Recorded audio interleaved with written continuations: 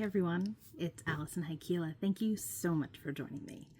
I am so thrilled because the most wonderful time of the year is coming. And what does that mean? Craftoween. I cannot wait to start playing with everything that's inside of this box. This is the 13 Days of Craftoween from Spellbinders. This is a brand new assortment of products, and I don't know what's inside, but I can give you a little bit of a sneak peek. These are some of the things that you'll find inside, but that's all that I know. I haven't opened it yet, and I won't get to start showing you what's inside until August 19th. And that's when the 13 Days of Craftoween begin.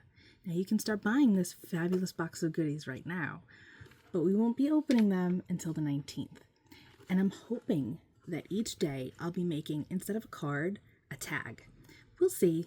We'll see what brews, and it's going to be so much fun. My hope is to bring you a video each day for the 13 Days of Craftoween. So keep your fingers crossed and make a wish upon a star that that's what happens.